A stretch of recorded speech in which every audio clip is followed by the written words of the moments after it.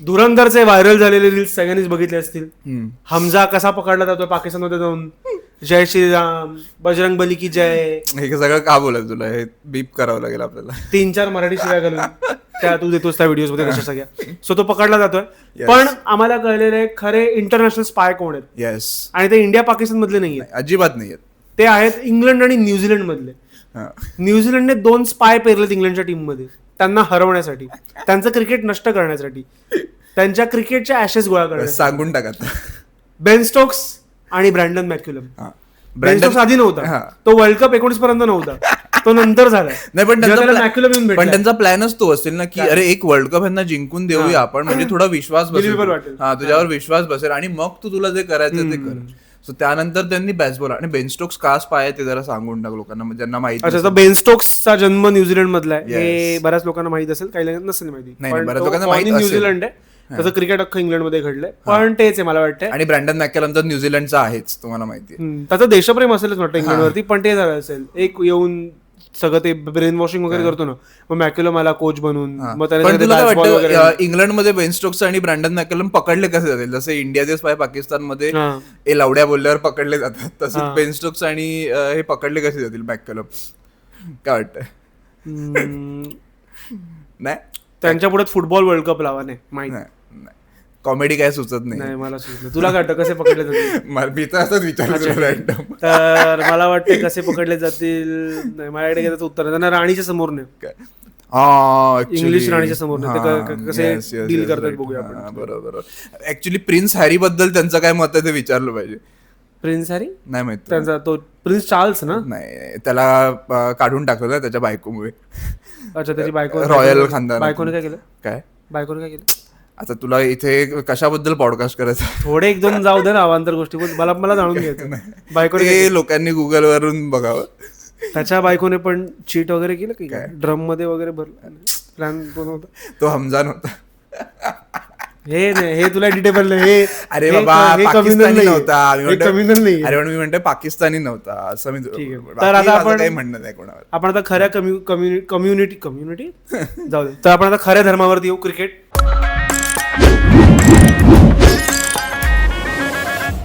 Ashes झालेली आहे, म्हणजे आता संपलेली आहे, रिझल्ट लागलेला आहे. 2 मॅच फक्त फॉर्मॅलिटी म्हणून उरलेले. आणि इंग्लंडच्या क्रिकेटची राख केलेली ऑस्ट्रेलियाने 3-0. ॲशेस राख. तुम्ही रायटर वगैरे आहात का असं मला वाटतं तुझ्याकडे बघून. मला पण वाटायचं. तर इंग्लंड 3-0 हरलेली आहे. तर एकंदर मी माझ्या लहानपणात जेवढं ॲशेस बघितलंय, एक मला लक्षात आहे 2002 ची ॲशेस जी आपण व्हिडिओ मध्ये बघितली. 2005 ची, ती 2005 ची, सॉरी 2005 ची ॲशेस. त्यांचा 2009 ची ॲशेस. त्यांचं 3 ॲशेस लोक जिंकले, 9, 10 आणि 13. इंग्लंड हे 3 ॲशेस एक ॲशेस ते लोक 4 ॲशेस ते लोक जिंकले. एक ॲशेस ऑस्ट्रेलियामध्ये जिंकले. 10-11ची. तर 13ची ॲशेस इंग्लंडमध्ये झाली होती, तिथं ऑलरेडी ते लोक जिंकले, ते जिंकलेच होते. सो ह्या 4 ॲशेस सोडल्या तर मी लहानपणापासून फक्त इंग्लंडला हातानाच बघितलं. सो आता हे पण 2013ला मोठा नव्हता झालाच, तेव्हा मी मोठा होतो ना ऑलरेडी. तेव्हा मी माझ्या अख्ख्या लहानपणात, अख्ख्या क्रिकेटिंग माझ्या जर्नीमध्ये मी इंग्लंडला फक्त हरतानाच बघितलं. सो मी इंग्लंडला एक 15 ॲशेस हरताना बघितलं, तर 4 जिंकताना बघितलं, असा काहीतरी त्यांचा रेशो झालेला. तर काल पण तेच झालेलं आहे. ऑस्ट्रेलियाने 82 रन्सने मॅच जिंकलेली आहे आणि इंग्लंड हरलेली आहे. सो एकंदर बॅसबॉलची डेथ मला वाटत नाही होणार आहे, इंग्लंड क्रिकेटची डेथ झालेली. कदाचित हे जे काही स्पायवर्स बनवत आहेत बेन स्टोक्स आणि ब्रँडन मॅकलम, ते आय गेस सक्सेसफुल झालेत त्यांच्या ह्याच्यात. आय गेस आता ब्रँडन मॅकलम निघून जाईल कोच म्हणून आणि बेन स्टोक्स पण कॅप्टनशिप वरून बाहेर जाईल. अच्छा, बाय द वे मॅकलम ह्याच्या आधी बोलला होता, ॲशेसच्या आधी, की आम्हा सगळ्यांसाठी इंग्लंड क्रिकेटसाठी म्हण किंवा तिकडच्या ऑडियन्ससाठी म्हण आणि स्वतःसाठी पण ॲशेस ही खूप मोठी गोष्ट आहे. आणि जशी ॲशेस संपली, हरले, जतीन पटेलने इंटरव्ह्यू दिला. जतीन पटेल त्यांचा ऑफ स्पिनर न्यूझीलंडचाच, जो त्यांचा कोच आहे. हो, अजून एक स्पाय तो त्यांचा कोच आहे. तर तो बोलला की आय थिंक लोकांनी खूप प्रेशर क्रिएट केलं, हाईप क्रिएट केलं ॲशेसचं. गाढवाला कोल्याला द्राक्ष, गाढवाला द्राक्ष नाही पण असू शकतं. आणि सेकंड मॅच जेव्हा ते हरले त्यानंतर काय स्टेटमेंट दिलं ब्रँडन मॅकलमने, की आम्ही ओव्हर प्रिपेअर्ड होतो वगैरे. मग थर्ड मॅच कसं काय, आम्ही खूप जिंकायचा प्रयत्न, खूप we were trying hard to. मग तुम्हाला हार्ड करावंच लागणार आहे जर तुम्हाला जिंकायचं असेल. तर ते स्टेटमेंट जरा मला प्रॉब्लेमॅटिक वाटतं थोडं, ते गौतम गंभीरच्या लीग मधलं वाटतं. हो, ब्रँडन गंभीर किंवा गौतम मॅक्युलम. पण मला इन जनरल तुला वाटतं हे जे बॅसबॉल आहे, you can deny the fact that की जेव्हा बॅसबॉल आलं it was making the headlines, म्हणजे ते होतं. पण प्रॉब्लेम तो झालं आणि इट वॉज इंटरेस्टिंग. म्हणजे तू बघशील पाकिस्तानमधून त्यांनी 540 बॉल एका दिवसात टाकले जातात, 500 रन त्यांनी मारले. फरक हाच आहे की ते लोक पाकिस्तानच्या रोड्सवर जाऊन खेळलेत. हा, जेव्हा की त्यांना इंग्लंडमध्ये, त्यांना इंडियातून जमलं नव्हतं. हा, आणि तू जसं आपण आपल्या लास्ट व्हिडिओ मध्ये जो शिवाजी पार्कला, आम्ही शिवाजी पार्कला एक व्हिडिओ केलाय त्याच रिअल मेक ऑफ क्रिकेट, तर तो लास्ट व्हिडिओ असेल तर तुम्ही जाऊन नक्की बघा आणि लाईक करा, शेअर करा आणि सबस्क्राईब पण कराच. तर बेन स्टोक्सची जी इनिंग्स होती लास्ट मॅच, थर्ड मॅच मध्ये first inning I guess 150 ball वगैरे तो खेळलाय, 60-70 रनचाच मारलाय, सो ऑलमोस्ट 50च्या स्ट्राईक रेटने खेळलाय तो. पण कुठे आहे मग बॅसबॉल यात? पण नाही, सेमीलो सांगतोय जेव्हा मी बॅसबॉल बघतोय यांचं चाललंय, एखाद दोन इनिंग स्टोक्सने तिथे खेळले असतील, पण मेजॉरिटी पार्ट 90 ते 95% बेन स्टोक्स हा स्लोच खेळलाय. की तू इंडियाची त्याच्यापेक्षा तर तो स्लोच खेळलाय. तू बघशील तर क्रॉली, डकेट आणि रूट हे त्याच्यापेक्षा जास्त फास्ट खेळतात, तेवढं कोणी फास्ट खेळत ब्रूक पण त्याच्यापेक्षा जास्त फास्ट रूट खेळलाय पूर्ण वेळ, जो की प्रॉपर त्याच्या डिफेन्ससाठी आणि ओळखला जातो त्याच्या टेक्निकसाठी. तो येऊन रिव्हर्स लॅप, रिव्हर्स स्वीप वगैरे मारतोय. तर बेन स्टोक्सने मारायलाच हवे, ज्या कॅलिबरचा तो प्लेअर आहे त्याने. आणि थोडं ते आहे की कॅप्टनने जर व्यवस्थित ते सांभाळलं ना, तुमची जी आयडिओलॉजी तुम्ही बनवली की नाही टेस्ट क्रिकेटला, नो डाऊट त्यांनी इंटरेस्टिंग बनवलंय, बॅसबॉलने टेस्ट क्रिकेट इंटरेस्टिंग बनवलंच आहे, पण मग रिझल्ट नाही येतात त्यातून.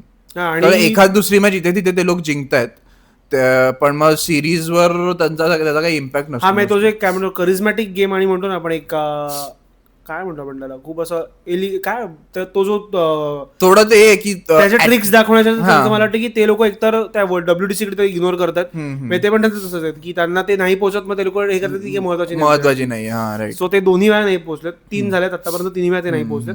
आणि ते लोक कधी लीग मध्येच नव्हते असं मला वाटतं की ते लोक पोहोचतील तिथे.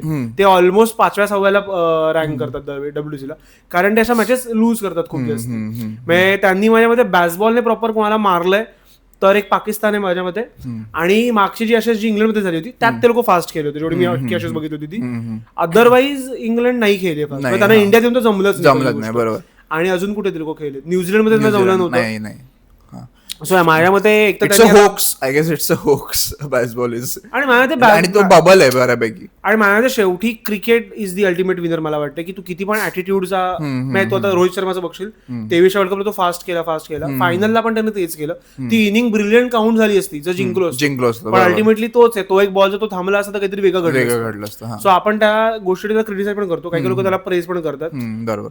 पण मला बॅसबॉलचं पण तसंच वाटतंय की कुठेतरी बॅलन्स असला पाहिजे. मला वाटतं कुठेतरी कंडिशन, जो की बेन स्टोक्सने या तिसऱ्या टेस्ट मध्ये दाखवला सुरुवातीच्या. मला वाटतं की बेन स्टोक्स हा मला आधीपासून तसाच वाटतो, तो जरा सेल्फिशच वाटतो मला, काय माहित नाही प्लेअर म्हणून मी अशा वेळी. कारण मग माझ्या मध्ये तू सोडून त्याच्यानंतर आर्चरहून मारून खेळत होता. हा, आर्चरने पण 50 आर्चरने 50 रन 60-70 बॉलात केले, आणि तिथे स्टोक्सने 53-54 केले 191 बॉलात. सो खूप वास्ट डिफरन्स होता त्या थॉट मध्ये आणि त्या प्रोसेस मध्ये अख्ख्या. सो मला एकतर वाटतंय की बॅसबॉल जेव्हापासून ते आलं होतं तेव्हापासून मला तेच वाटतं, आय गेस इंडिया आणि इंग्लंडचा सेम प्रॉब्लेम झाला की एका आयडिओलॉजीला धरूनच ठेवायचंय. पण इंडियाची काय क्रिकेटची लावणं इंडियाची नाही म्हणता येणार, आपण मॅनेजमेंट टीमची म्हणूया. आणि इंग्लंड बॅसबॉल मध्ये फसतंय टेस्ट, आणि इंग्लंड प्रॉपर टेस्ट क्रिकेटसाठी ओळखली जायची. आणि यानंतर जर रिझल्ट, मला आठवायचं ते लोक वन डे पण टेस्ट सारखी खेळायचे की काही. यानंतर जर नाही आले रिझल्ट, मला माहित नाही आता टेन्युअर किती आहे मॅकॅलमचा, पण जर नेक्स्ट 1-2 सिरीज मध्ये रिझल्ट नाही आला तर I guess they will sack him. मला जेवढं लक्षात इंग्लंड, स्टोक्सचं कठीण वाटतं मला, पण मॅकॅलमला तर करतीलच सॅक. मॅकॅलम तर होणारच सॅक माझ्यामध्ये, कारण तो डिरेक्ट न्यूझीलंडचा. तर मला एक वाटतं की मी बघितले फोन कॉल स्टॅप करतील आता ते लोक, कोणाचे मॅकॅलम आणि बेन स्टोक्सचे आणि जतीन पटेलचे पण. तो ते इंडियन पण आहे, इंडियन जो न्यूझीलंड मध्ये गेला आणि आता इंग्लंडसाठी कोचिंग करतो.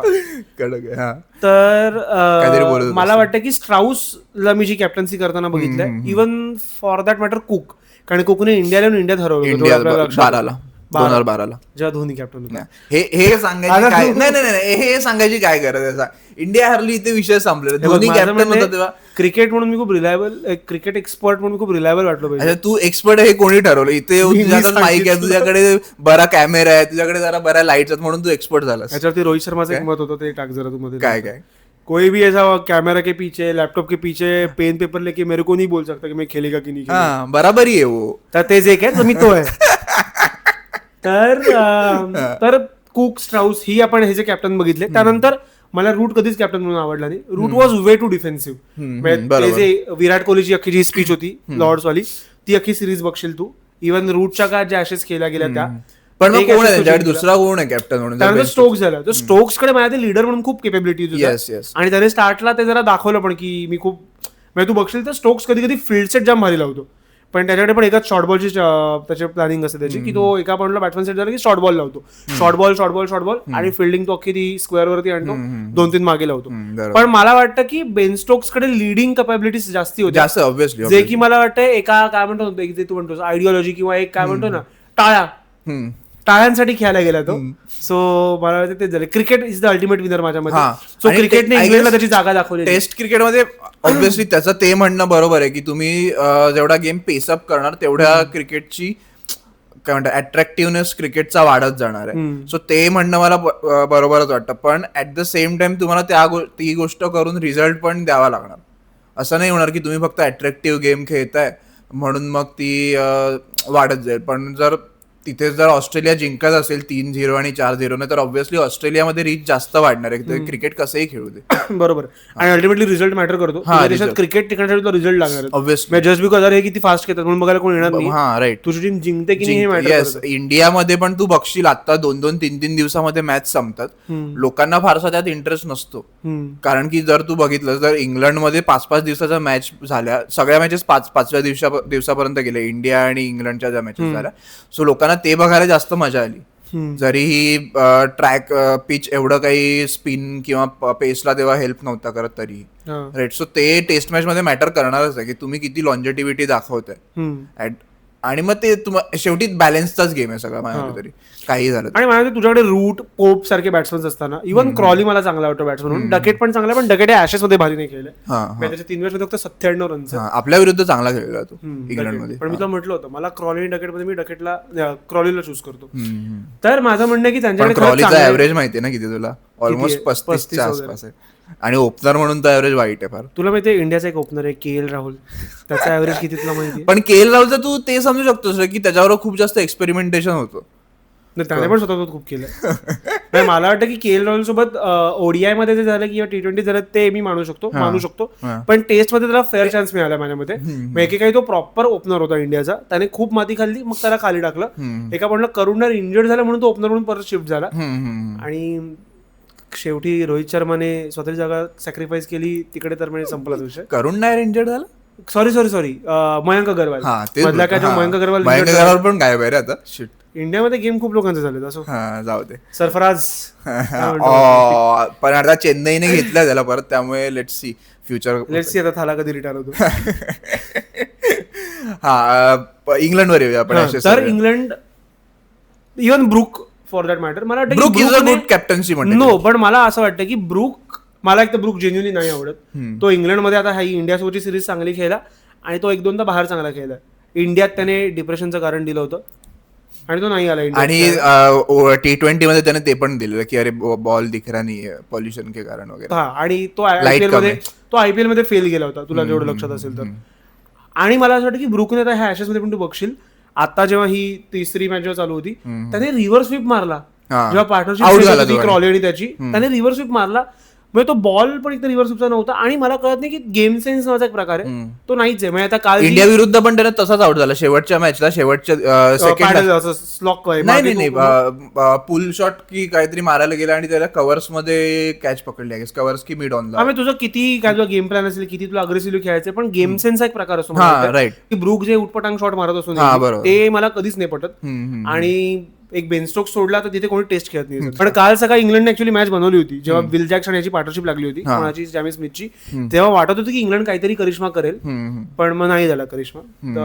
स्टार्कने किंवा हा तर स्टार्क आणि तर स्टार्क आणि लायनने हे केलं म्हणजे बाकी त्यांची गुंडाळली इनिंग जी काय होती ती. सो या माझ्या ते आता ह्या मॅच मध्ये पण तू बघशील तर इंडियन क्रिकेट का भगवान ट्रॅव्हिस हेड त्याने ह्या मॅचला पण सेंचुरी. त्याच्याबद्दल बोलायला हवं आपण, त्याच्याबद्दल खूप बोलायला हवं. काही नाही, शिव्या घालायच्यात नाही काय शिव्या तर घालायच्यात 2023 बद्दल. असं 2023 कधी विसरणार नाही त्याच्यामुळे. हा पण नाही तर आय गेस ट्रॅव्हिस हेडने इंडिया विरुद्ध सेंचुरी टाकली, आता ऑस्ट्रेलिया विरुद्ध टाकली, न्यूझीलंड विरुद्ध त्याने टाकली आहे आणि साऊथ आफ्रिका विरुद्ध पण आय गेस मारली. सो 3-4 सेंचुरीज त्याच्या खूप महत्वाच्या मॅचेस मध्ये आल्यात. आणि ऍशेस मध्ये लास्ट टाइम पण तो चांगलाच खेळलेला. सो आणि इंडिया विरुद्ध ज्या प्रकारे तो पेलतो तसा या ऍशेस मध्ये पण तो खेळलाय. ओव्हरऑल किती मारले त्याने काल त्याने ह्या मॅचला 170 मारले. 170 मारले आणि अग्रेसिव्ह होऊन तो बॅसबॉल खेळत होता तिथे ऑस्ट्रेलियामध्ये. तू ही मॅच तर सोड, ही मॅच तर तो बऱ्यापैकी त्याच्या मनाने 200 बॉल 150 वगैरे खेळला. पहिली मॅच जेव्हा इंग्लंड ऍक्च्युअली मॅच मध्ये होती, त्या इंग्लंडकडे लीड पण होती, त्या मॅच 200 इंग्लंडकडे होती, त्यात त्याने 82 बॉल का 80 बॉल त्याने सेंचुरी मारली. एक्झॅक्टली. हा सो तुम्ही बॅसबॉल म्हणतायत, प्रॉब्लेम काय, तुम्ही सिच्युएशनला नाही खेळत. तुम्ही सिच्युएशनला खेळल्यावरच ते इफेक्टिव्ह राहणार. आणि ट्रॅव्हिस हेडचं तू म्हणशील तर वर्ल्ड कपची जी फायनल तेवीसची झाली होती, तर इंडियाने 240चं टार्गेट दिलं होतं फायनलला. Australia was down and out, 43 3 होते. तिकडनं त्याने जो गेम खेळला होता, म्हणजे त्याने नंतर शॉट्स मारले चांगल्या लक्षात आहे, पण एक पॉईंट तो प्रॉपर स्ट्रगल करत होता. प्रॉपर 20 रन 45 बॉल वगैरे मध्ये होते. एक्झॅक्टली. सो ते जे इनिंग बनवणे आणि कुठे काय खेळायचं, जसं की जेव्हा तो मारत होता तेव्हा गरज होती की इंग्लंडला बॅकफुटला टाकणं. सो तेव्हा तो ती इनिंग खेळतोय. सो कॉज मला ते मॅटर करतो तुझ्या इनिंगचा, की तुझी गरज काय त्या इनिंगची. हा म्हणजे आता जे काही म्हणतात की स्टिक टू द प्लॅन, तो प्लॅन जो काही असला पाहिजे तो असाच असला पाहिजे की सिच्युएशनला खेळणं, हाच प्लॅन असला पाहिजे. फक्त मारून करणं हे कधीच नाही. समोरची टीम पण बॉलिंग टाकायला. रिषभ पंत तुला काय वाटतं T20 मध्ये आणि ODI मध्ये का नाही सक्सेसफुल होत? माझ्यामध्ये तरी हेच वाटतं की त्याला प्रत्येक बॉलला मारायला जायचं. सर टेस्ट मध्ये तो सक्सेसफुल होतो कारण की फिल्डिंग रिस्ट्रिक्शन्स आहेत. ऑब्व्हियसली तो बॅट्समन चांगलाच आहे, त्याबद्दल माझं काही दुमत नाहीये, पण तुझं सिच्युएशनला जे खेळणं असतं ते त्याचं कधी कधी लॅक करून जातं ODI मध्ये. आय गेस तो जे काही पुढे येऊन त्याला एक हाताने 6 मारत असतो, तिथे त्याचा प्रॉब्लेम क्रिएट होतो. मग तुला लॉंग ऑफ असणारच आहे ODI मध्ये. आणि जेवढं आपल्याला माहिती की रिषभ पंत IPL मुळे आला होता इथे क्रिकेट. एक्झॅक्टली. सगळ्यांना असं वाटलं होतं की हा T20 साठी खूप भारी प्लेअर आहे, पण जेव्हा की त्याचा सगळ्यात स्ट्रगल्ड फॉर्मॅट T20 आणि IPL मध्ये तुझे बॉलर्स पण वेगळे असतात, थोडे डोमेस्टिकचे बॉलर्स पण असतात, तुझे ऑब्व्हियसली इंटरनॅशनलचे पण असतातच. पण मग तिथे खूप जास्त प्रेशरचा पण फरक पडतो इंटरनॅशनल गेमच्या. त्या सगळ्या गोष्टी पण खूप मॅटर करतात. असं आपण आता ऍशेस वरती येऊया पुन्हा. तर त्यांनी 3 मॅच जिंकल्या, 3-0 सिरीज घेऊन गेलेले. हेडने या सिरीज सगळ्यात जास्त रन केलेले, 379 त्यांनी केलेले, आणि विकेट सगळ्या स्टार्कने काढल्यात 22. आय गेस तो आपण त्या दिवशी जे बोललो फॅब 4 नवीन कोण असतील तर त्यामध्ये हेड असणार. माझ्यासाठी हेड खूप वरचा प्लेअर आहे. कारण मग तू बघशील तर आता क्रिकेट जर बघायला गेलो, आपल्याला मला तेवढं ज्ञान नाहीये, पण he is not traditional test, orthodox ते शॉट्स नाही आहेत जे ट्रेडिशनल बॅट्समॅनकडे. ते ड्राईव्हज ग्रेट, जे रूटकडे आहेत, जे रूट किंवा स्मिथ किंवा लेफ्ट मध्ये संघकाराकडे जे शॉट्स आहेत त्यांच्याकडे. बरोबर. सो ते शॉट्स त्याच्याकडे नाही आहेत. पण मला वाटतं की अल्टिमेटली गेम हा अख्खा पेशन्स आणि काय म्हणतो परसिव्हरन्स असं मला वाटतं. आणि तुझं माइंडसेट. सो हेडने ते प्रूव्ह केलंय. एक वर्ल्ड कप फायनल आणि एक WTC फायनल आपल्याला हरवून त्याने दाखवलंच होतं. आणि इंडियन तो बाकी जसं खेळतो ऍशेस मध्ये वगैरे. So he is very commendable player म्हणून मला वाटतं. आणि he is the modern great. आणि पॅट कमिन्सला पण आपण केली पाहिजे तरी, त्याने जे काही सांभाळली ऑस्ट्रेलियन साईड. एक बोट म्हणजे पायाचं नाही ना त्याला, एक बोट की हाताचा. पायाचा पण मार्टिन गप्टिलला गप्टिलचा पाय आणि पॅट कमिन्सचा हात. सो त्याचं जे हेअरिंग फिंगर असतं. फक्त दोघांनी पण मारली आहे रे आपली, गप्टिलचा थ्रो आणि पॅट कमिन्सचा 2023चा वर्ल्ड कप. खरं. आणि पॅट कमिन्सचं इंडियन करिअरच आपल्याला मारून गेलं. हा खरं आहे रे. तर त्याचा जो आणि तो त्याने रिव्हर्स स्विंग वगैरे काढतो, ते बघितलंस की नाही तू? स्टुअर्ट ब्रॉडने ऍशेस चालू व्हायच्या आधी की पहिल्या मॅचच्या नंतर आहे असं काहीतरी स्टेटमेंट दिलं की ही ऑस्ट्रेलियाची सगळ्यात वीक टीम आहे आतापर्यंतची आणि 3-0 मारली ऑस्ट्रेलियाने त्यांची.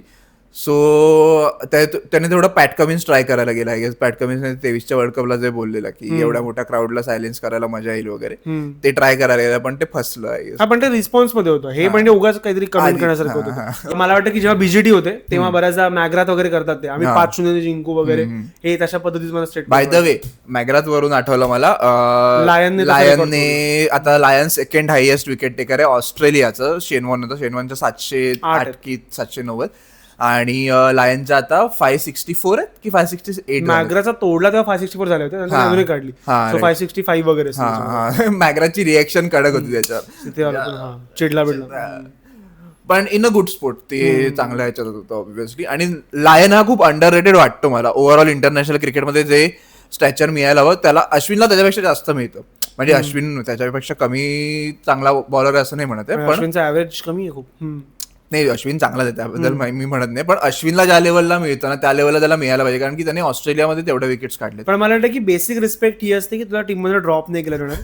लायनला आता पहिल्यांदा ड्रॉप केलं तेव्हा एवढा बवाल झाला त्याचा. एक्झॅक्टली. अश्विनला सवय होती ड्रॉप व्हायची, त्याच्याबरोबर चुकी झाला असं मी वाटतं. पण स्टॅचर वाईज अश्विन खूप वरचा आहे.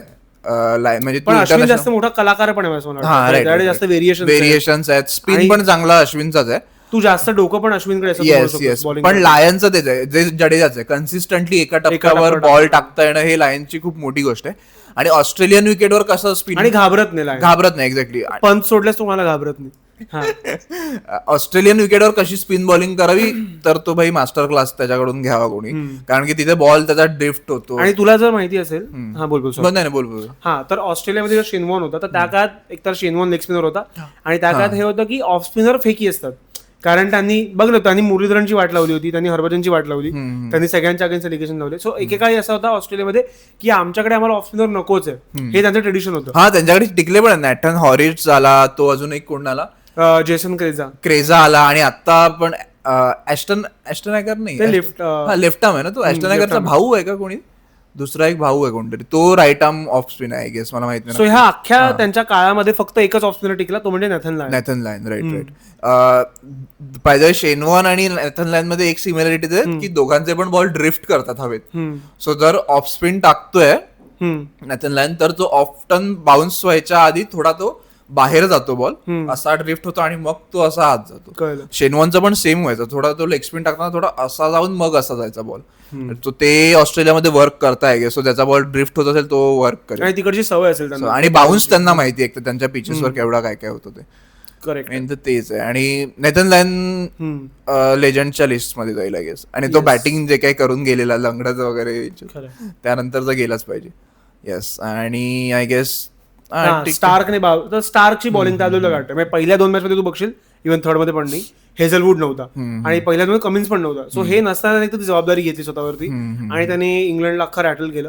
त्याने पहिल्या मॅचला 10 विकेट काढल्या, त्याने सेकंड मॅचला 8 विकेट काढल्या, आणि आता त्याने थर्ड मॅचला 4 विकेट काढल्या. कमिन्स आला ना, मी काय सगळं काम तू कर काम. सो स्टार्क सिराज जे करतो ते केलं आणि अदरवाईज सिराज जे करतो. स्टार्कचं काय वाटतं तुला, स्टार्कच्या बॉलिंग बद्दल काय वाटतं? काय नाही त्याच्याबद्दल काय बोलणार, आणि त्याचा एज आता 35च्या आसपास असेल. हा, राईट. आणि तो त्याने जे काही प्रायोरिटी सोबत माझ्या त्याच्या बॉलिंग पेक्षा असं त्याचं ते आपल्याला बोलावं लागेल त्या गोष्टीबद्दल की टेस्ट क्रिकेट जे काही त्याने प्रायोरिटाईज केले ओव्हर एव्हरी फॉर्मॅट, सो ते लोकांनी शिकण्यासारखं आहे. जर तुम्हाला भाई सक्सेसफुल व्हायचंय टेस्ट क्रिकेटमध्ये तर तेवढी प्रायोरिटी तुम्ही दिली पाहिजे. त्याने IPL सोडलं एक त्याच्यासाठी, गेल्या वर्षी आय गेस होता तो last to last IPL I guess त्याने सोडलेलं टेस्ट क्रिकेट खेळण्यासाठी, कारण ऍशेस येणार होती लगेच. सो ती गोष्ट खूप मला महत्वाची वाटते, त्याची जी जिद्द आहे बॉलिंग टाकण्याची ते भाई. आणि मला वाटतं की ऍडजस्टमेंट खूप चांगली. म्हणजे तो जेव्हा 15 मध्ये तो स्टार झाला होता खूप जास्ती, म्हणजे जॉन्सन जात होता, तेव्हा त्याच्या बॉलिंगमध्ये झिप खूप होती चांगली. सो तशी जशी एज वाढत गेली खूप गोष्टी कमी गेल्या ना, त्याने बाकी गोष्टी खूप चांगल्या ऍडजस्ट केल्या. बरोबर. आता पण तो वेवर्ड असतो खूप जास्ती, कधी त्याला मारला की खूप मारतात. पण मला वाटतं की मेंटल टफनेस, पण त्याचा ओपनिंग स्पेल कोणी बीट नाही करू शकत. त्याचा जो बॉल आत येणार आहे मध्ये, जो बॉल आता जो रोहित शर्मा आणि विराट कोहली बऱ्याच वेळा, इव्हन अजिंक्य रहाणे पण फसलाय बऱ्याच वेळा त्या बॉलवर. सो त्या बॉलला कोणी टफ नाही देऊ शकत. त्याला जयस्वाल जे बोलला, इट्स कमिंग स्लो, त्यानंतर काय स्टार्क स्लो झालेलं नाही. खरंय. आणि पेस एकतर अजून पण तो 145 हिट करतो. करेक्ट. तो खूप मोठा प्लस पॉईंट आहे त्याच्यात. आपल्याकडे कोणी बॉलर स्टार्टला 150च्या आसपास टाकतो, आपल्याला खूप नवल वाटतं. तो बॉलर नंतर 140च्या आसपास ऍडजस्ट करायला लागतो. पण स्टार्कने त्याचा स्पीड, त्या दिवशी त्याचा मॅक्स स्पीड 149 होता, आणि ऍव्हरेज स्पीड 140 की 145 च्या आसपास होता. आणि तू बघशील तर आपण आपल्या लहानपणी ब्रेटली ऑलरेडी संपत आला होता. सो आपण ब्रेटलीला ह्या एज पर्यंत एवढी टेस्ट घेताना बघितलं लहानपणी तेवढं बगितलं नंतर जॉन्सन पण ऍट द एज ऑफ 33 वगैरे रिटायर झाला, खूप लवकर रिटायर झाला जॉन्सन. त्यामध्ये स्टार्कने खूप काय म्हणतो लॉन्जिव्हिटी म्हणतो आपण, त्याची लॉन्जिव्हिटी खूप, की त्याची बॉडी तो खूप हायटेड वगैरे असल्यामुळे थोडी मला ब्रिटल वाटते त्याची बॉडी, की भाई इंजर्ड होऊ शकतो. तो मध्ये मध्ये इंजर्ड पण असतो बरं. ते तू म्हणाला असतेस की त्याने टेस्ट साठी खूप गोष्टी सोडल्या आहेत. तो बरेच IPL खेळत नाही, जेव्हा की तो IPL मध्ये प्राईम बॉलर असला असता त्याच्या काळात. बरोबर. तो जर 15 वर्ष क्रिकेट खेळलाय त्यात तो 3 IPL फक्त खेळलाय जेवढं मला लक्षात आहे. ही आता जी खेळला ती RCB मध्ये तू 2 IPL खेळलाय. सो मला त्याने फक्त 3च IPL खेळलेलं लक्षात आहे, 3 ते 4 मॅक्स. बाकी तो IPLच नाही खेळला. सो त्याने खूप गोष्टी सॅक्रिफाईस केल्या just to become a greatest, one of the greatest. बरोबर. हा, फक्त थोडं तिथे भरकटला की भरकटतो. पण ते पार्ट अँड पार्सल आहे. गेस तू एवढा कसं ट्राय जेवढ्या जिद्दीने ट्राय करायला जाणार तू बॉल पुढे फेकणार, राईट. सो विकेट घेण्यासाठी तुला बॉल पुढे, स्विंग बॉलर बॉल पुढे, सो त्याच्यात तुला मारणारच आहे. बरोबर. सो 1-2 बॉल जरी तुझे ओव्हर मध्ये चांगले पडले तरी तुझे चान्सेस वाढतात की भाई विकेट येणार आहे. सो एकंदर हे आहे. आणि अजून तुला अजून एक बॉलर आहे त्याबद्दल बोलायला, आर्चर बद्दल काय वाटतं? आर्चर आय गेस खूप लवकर थकतो. त्या दिवशी त्याने 5 ओव्हर टाकलेला फक्त, आणि इंग्लंडने ओव्हरऑल 90 ओव्हरच टाकलेल्या, म्हणजे एका दिवसाचाच गेम झालेला हार्डली, म्हणजे पूर्ण एका दिवसात ओव्हरऑल 90 ओव्हर टाकलेला इंग्लंडने. आणि तो एवढा थकलेला माझ्या, तू इंडियात येऊन बॉलिंग कर भाई. बुमराला 20-20, 22-22 ओव्हर टाकावे लागतात एका इंडियामध्ये. एक्झॅक्ट. तो बाहेर टाकतो ठीक आहे, तो इंडियात पण जास्त टाकतो, इंडियामध्ये पण तो जास्त टाकतो. सो आणि तो पूर्ण म्हणजे असं बॉडी अशी खाली गेली त्याची, असं तुमच्या बॉडीमधूनच कळतं की नाही तुम्ही लॉन्जेटिव्हिटी शो करतात. इव्हन त्याचा बेन स्टोक्स बरोबर पण काहीतरी, बेन स्टोक्स त्याला बोलला येऊन की तू फील्ड पोझिशन्सवर तू नको टाकू, तू बॉलिंग चुत्याटिक करतोय. हे तो बेन स्टोक्स त्याला बोलला भाई. स्टंप माईकवर कॅच झाला ते विकेट घेतल्यानंतर, प्रॉपर भांडण त्यांचं. ते वाटतं मला. आणि कन्सिस्टंटली तो टाकतो. आज भी कालो को ब्लेम करला. शी. हा, सो तो त्याचा लॉन्जेटिव्हिटीचा आय गेस तो मोर ऑफ T20 आणि वन डेचाच बॉलर बनून राहतो. माहिती त्याच्या बॉलिंग मध्ये जे होतं की एक काय म्हणतो ना, विस्परिंग डेथ सारखं त्याचं जे होतं, की त्याचा जो बाउन्स आणि त्याचा जो ऍटिट्यूड आणि त्याचा म्हणतो त्याचा जो पेस जो होता, आणि शेवटी फिटनेस हवीच रे तुला, तू काही बोल. त्यासाठी तो खूप प्रेस झाला होता त्या 19-20च्या सिरीज मध्ये, जेव्हा स्टीव्ह स्मिथ फुल उभा होता, लॅबुशन ज्या काळात आला होता, त्या काळातली ही गोष्ट आहे. सो तेव्हा तुला वाटलं होतं की हा किलर आहे भाई, किलर आहे. आणि मला अजून एक वाटतं पण तेच त्याचं जे तू म्हणालास असं की थकणं किंवा बाकी इंजुरी कन्सर्न्स, आणि त्याचे हार्दिक पांड्यापेक्षा जास्त इंजर्ड असतो तो. आणि ठीक आहे त्याची बॉडी नसेल पण तेवढी सपोर्टिव्ह असं म्हणतो. बरोबर. पण मी मागे शमी का कोणाचा इंटरव्ह्यू बघत होतो, मला लक्षात नाही आता, म्हणजे शमीच असेल बहुतेक. तो काय बोलला होता की मला मॅटर नाही करत तुझा स्पीड 150 की 160 आहे. कोण मला बोल, मी आता 2 दिवसांनी तो इंटरव्ह्यू बघितला कोणाचा तरी. इट डझंट मॅटर जर तुझा स्पीड 135, ते पाकिस्तानचं कोणतरी बोललं, तो बॉलर लक्षात नाही मला आता.